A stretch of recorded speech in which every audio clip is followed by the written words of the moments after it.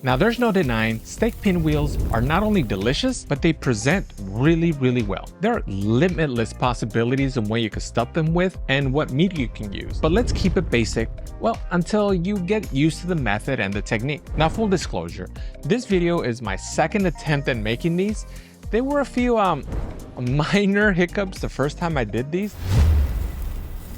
But let's get through the second attempt. And I'm gonna start highlighting a few issues I ran across. This way, your first time is a lot smoother than mine. First, we're gonna need some chimichurri sauce. Okay, so I didn't have the time to get all the herbs together, so I'm prepping up some quick and what our good friend CJ likes to call Cheaters chimichurri. I'm a new fan of the Cheaters chimichurri. All the dry herbs come in a jar like this, so there's no buying or chopping of fresh herbs. Simply drop in 4 tablespoons of the dried herbs, 3 tablespoons of red wine vinegar, and 8 tablespoons of olive oil, and you give it a good mix. And that's it. No chopping up the herbs, it's quick and easy. Now, is this as good as the real stuff? Well, no, but I was actually surprised with how good it actually is. I'm a big fan, that's for sure. So let's get our pinwheel prepped. First, get yourself some skirt steak. As mentioned, this is my second attempt, so let's do it the right way this time.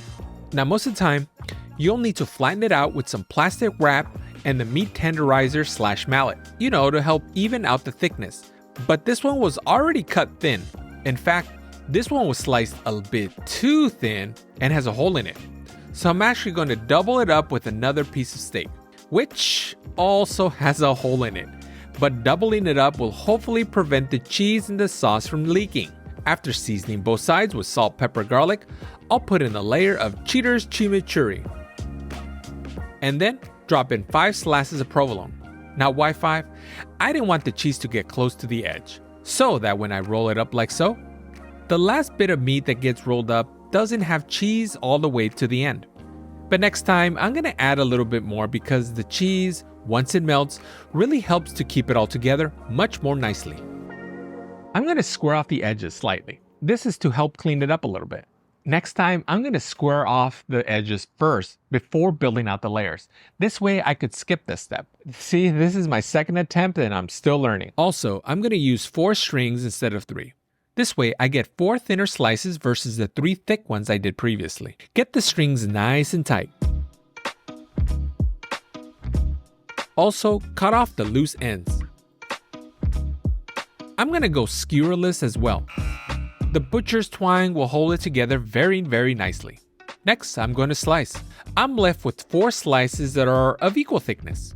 This way, they will finish cooking around the same time. They look pretty awesome right now. I think it needed a bit more sauce, so I'm gonna have to remember to be less stingy with the sauce next time. Let's get our grill ready. I'm gonna be using lump. Lump burns hotter than charcoal, and this type of cook, it could really benefit from the extra searing power. Getting that grate extra hot will also prevent any sticking. I'm gonna start the lump charcoal with my grill gun. This video isn't sponsored by them. I bought it with my own money, but they were kind enough to send me an affiliate code for my viewers. Now, if you're interested in purchasing, link is down in the description with a 10% discount by using the code SJCooks. Now, this is not gonna take long. This will get nice and hot within a few minutes. I'll mix it around and then drop in the grill grate. Having learned my lesson the first time, I'm going to take no chances for any sticking, and I'm going to oil the grates. A hot and oily grate means no sticking. At least that's the plan. Let's drop in our 4 steak pinwheels. Ooh, this smells good already. Remember not to flip too early though, or it's going to stick. As mentioned at the top, the first time I attempted this, it was kind of a fail. Now, what were the problems? On my first attempt, the first problem was I cut them too thick, and I used wood skewers for what I thought was going to be easier to flip, which it really wasn't. The skewers are unnecessary and they even burned up on me. But the main issue is that my coals weren't as hot. I just needed more charcoal. I also could have oiled the grates a bit.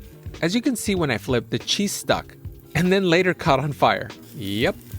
Since the charcoal wasn't as hot, I had a wild time trying to get it a good sear on this, and I wasn't successful. Once it's seared nicely, the grate will release the pinwheels and the meat pretty easily. Let's flip each one like so.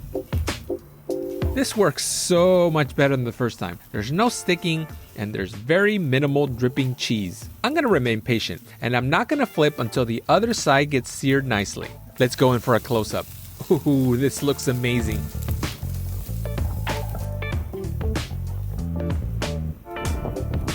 The inside is still not cooked, so I'm gonna go ahead and place this on the indirect side. But these are looking pretty awesome. Huge difference between now and the first time I did these. They look much nicer. I'm putting them off to the side like this because I'm gonna cover and then let it come up to temperature. I'm trying to reach an internal temperature around 130 degrees Fahrenheit before I'm gonna remove them. It really doesn't take much time. Next, I'm gonna take the cover off and temp them. They're hitting around 130, give or take a few degrees, and I'm gonna call this one done. With the rest, it should come up to temperature. Let's remove and then plate them up, and let them rest for about 3 to 4 minutes. So before I forget, I'm gonna remove the butcher's twine.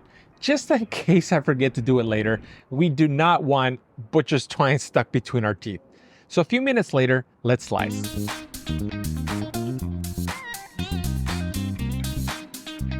And then taste.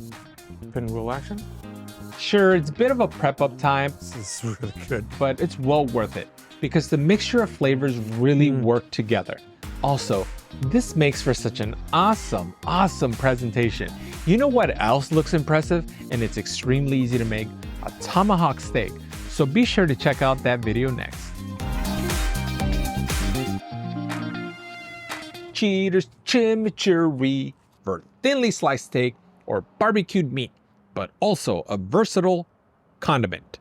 I almost said condom. Check this out. It's delicious. It's good.